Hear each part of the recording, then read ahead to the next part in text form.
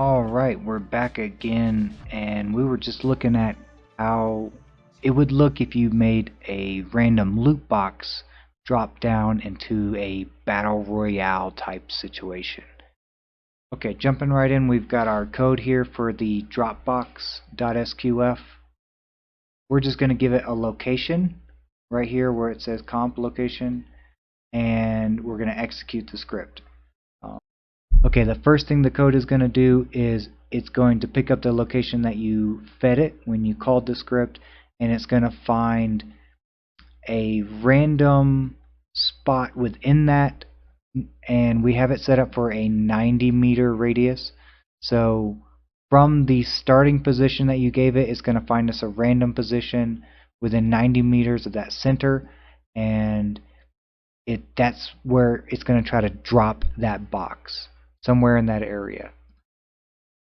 Next thing we're going to do is we're just going to create a vehicle, and in this case it's going to be an airplane, and we could use a helicopter if we wanted to, or any other type of airplane. So we're just going to create that vehicle, we're going to create a crew for that vehicle, pop them inside of it, and we're going to tell the driver of that vehicle to move to the location that we've decided to drop the box. So he's going to fly straight there. Fly in height right here, we're going to set how high he flies. We're going to tell him to fly at about 200 meters off the ground and send him straight to go drop that box off. Right here we're going to just wait for him. We're going to get the position of the vehicle, which is going to be our airplane, and we're going to check the distance between the vehicle and the location where we're going to drop the box, and as long as he's not there yet, we're going to tell him to just keep moving to that spot. We're going to reinforce that movement, and right here we're going to check if the distance is less than 100. So if he gets within 100 meters of that LZ, of that drop zone, he is going to get another move order, and this right here, this number, we're just going to feed it the location where we want him to exit the map. Right here where we've got this game master module, that's the city that we're in. We're gonna spawn that aircraft right here where this blue marker is, somewhere in this area. So you're gonna feed it a location, and then we're also gonna feed it its exit location, which will be somewhere around here, and that's customizable, but we just want that aircraft to spawn somewhere where you don't see it, fly over the city, drop off that box, and despawn somewhere else where the player also won't see it happening. So over the ocean on an island like Altus is always pretty convenient for something like that. Next thing that we're going to do now that the aircraft has reached its location, we're going to go ahead and start dropping the loot crate from the sky there. What we're going to do first is we're going to create a parachute, and that's going to be our parachute type. We're going to create the parachute and make sure it's in the right position, and we're going to teleport it to where we want the box to originate from. Then we're going to move on over, and right here where it says _box, we're going to actually create that box. We're going to use the NATO weapons box. We can use any box we want. We could have an array of boxes and let it select randomly, but this right here is where you'll pop in which type of box you want to use. And we're going to clear all the items, weapons, and magazines from that box. We don't want it to have anything inside. We're going to empty it because a lot of these boxes come default with some stuff in them. This bit of code we've got right here is, without going into much detail, we're going to look inside the game, inside the configs of the game. We're going to find all the weapons, all the rifles, pistols, submachine guns, everything. We're going to find all those, and we're going to make a big list of all those weapons.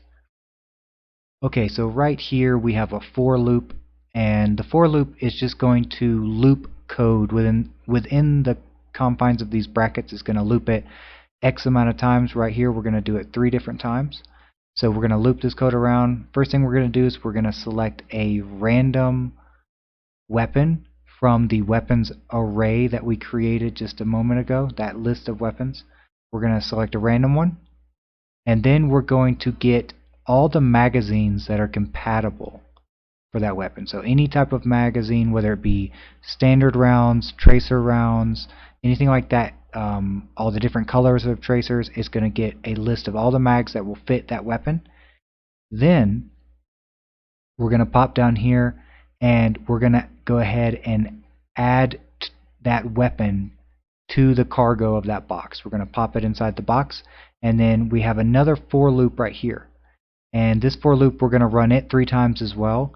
And what it's going to do is it's going to add a magazine to the box. It's going to add that 3 times. So remember right here, mags, it is also a list of magazines. So it's going to select random from that list, and it's going to do that 1 time. So every time it loops, so it's going to do it 3 times, it's going to add a random magazine from that list. So it's going to add 3 mags that are compatible to that weapon, but they're going to be kind of random which mags they'll be. So you might get, the first time it loops, you'll get a standard mag, second time you'll get a tracer mag, and the third time you'll get like a yellow tracer mag rather than a red tracer or something like that. So 3 random magazines for that weapon. Sometimes certain weapons have different size magazines. You could have a 50 round magazine or a 150 round magazine depending on what you got going on. And so it's going to loop through that 3 times. It's going to get us a random weapon, random magazines for that weapon. It's going to add them to the cargo of that box, and then it's going to keep it moving. So once that loop is finished, we're going to move on to the next portion. Next, we're going to check which weapons got randomly added to the box. So we should have 3 weapons in that box. We're going to get all those. We're going to get that information. We're going to put it into a list. And then right down here, we have a function that we popped into the init.sqf. And this function, what it's going to do is it's going to help us find weapon attachments that are compatible to each weapon that is inside the box. So one at a time, it's going to find the scopes, the muzzle attachments, so that's going to be like suppressors and stuff like that, laser pointers and flashlights that are compatible. We're going to find bipallets that are compatible, and we're going to make a list of those as well. So, and for each of those weapons, once we have a list of all the compatible attachments, and then we're just going to select 3 of those random attachments that are compatible with any of the weapons that are in the box, and we're going to add them to the cargo of the box as well. So far we've got 3 random weapons, we've got 3 magazines per weapon, and we've got a couple attachments that are compatible to those weapons. We're going to pop those into the box as well. So right now we've got a pretty good loot crate with weapons, magazines, and attachments. Now, it is also possible to add clothing, helmets. You can add that sort of gear in there as well. We're just focusing on weapons, magazines, and attachments for this particular script. So the airplane has flown over, it's reached its position, it's dropping the box, so it created a parachute, it created a box, we put all the contents inside the box and it's ready to go. And what we're going to do next is we're going to get that box and we're going to attach it to the parachute that we've created. So boom, now the box has a parachute attached to it, and it's going to start floating down to the ground. Right underneath right here, we have a wait until, and that's pretty simple to think about. We're going to wait until the position of the box is less than 0.8 meters from the ground. So a little bit less than a meter. If it's low enough to the ground, then we're going to detach the parachute. So that's what we're waiting on. We're going to wait till it's close enough to the ground, and we're going to detach the parachute. We also have a couple extra checks that if there's something wrong with the parachute and it's not there, then we're going to make it detach, or if the box has been destroyed. Now these boxes, if you shoot at them while they're in the air, they can explode. They do have munitions inside of them. So if the box has been destroyed, then we're going to detach the parachute as well. Okay, so we have waited for the box to get close enough to the ground, and it's time to detach the box from the parachute. So the box is now safely on the ground, and we're going to apply a smoke effect. So we're just going to get a red smoke grenade. We're going to create that right there at the box, and then we're going to attach that smoke grenade to the box. That's pretty straightforward there, but we just want it to emit smoke so that it's easier for players to go and find that box. So they're probably tracing the box to the ground by watching the parachute, watching it float down, and then once it reaches the ground, maybe it's behind a fence or a building, they can look for that red smoke and try to find it. So during that time, in the background, after the airplane has dropped off that box, it's still flying here. And once that parachute reaches the ground, it's good to put its despawn area where you want the airplane to despawn. Make sure you kind of put it kind of further away, because by the time the box has reached the ground, the airplane's probably here. Because as soon as we drop off the box, we're like, hey, go ahead and fly to your despawn area.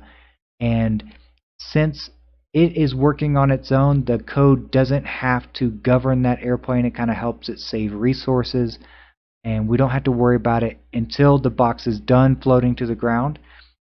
It's going to pick back up on the airplane, the airplane is probably in this area around that point, somewhere around there. We're going to pick back up on the airplane, and we're going to track its movement. So we're going to track it until it gets to where it needs to despawn.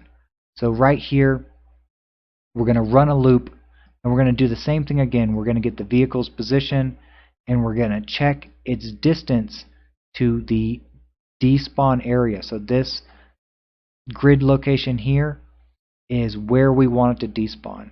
So if you're using the editor, you can always go to where you want it to despawn, right click on the map, go down to log, and log the position to the clipboard. So if you click on that, you will actually get whatever position in that format. So we're going to just paste that in there. So if you want it to despawn right there, that's what you'll feed the script. The next part, it's just going to continue to tell the driver to move to that location so he doesn't get confused. Arma AI, they have kind of a tendency to get distracted, so I like to reinforce that. Every 1 second we're going to tell him, keep going that way. The next part is just checking if the distance between the vehicle, the aircraft, and the despawn area, if that distance is less than 300. So he only needs to get within 300 meters of that despawn area for him to get deleted. So once he gets to that area, we're going to exit this loop that we've created. We're going to exit it by deleting the vehicle crew. Anyone inside the vehicle, we're going to delete them first, and then we're going to delete the aircraft itself, and then we're going to delete the group. Now the group is kind of an invisible variable that we need to make sure we clean up. Then we will be exiting that loop right there, and we're going to come down to the end of the script. And the end of the script is once we delete that aircraft, we're going to go ahead and delete the smoke effect, because it's been enough time. The smoke grenade, for all intents and purposes, has ran out of smoke, and now it's just a box on the ground, and we don't need it to emit smoke anymore. And right here we have a sleep, and sleep is just going to suspend the code, and it's going to wait for 5 minutes. It's going to wait for 5 minutes. That box is going to just sit there for 5 minutes, and after that amount of time has elapsed, we're going to delete the loot crate, and we're going to loop back around and just start this code all over again. So we're going to spawn a new aircraft and drop a new box. So every 5 minutes you'll get a new loot crate, and you have 5 minutes to go and find that crate, loot it before it despawns, and we get a new one. Alright, so that's going to conclude our video on the behind the scenes of how to make a loot crate and how that looks, how it works in Arma 3.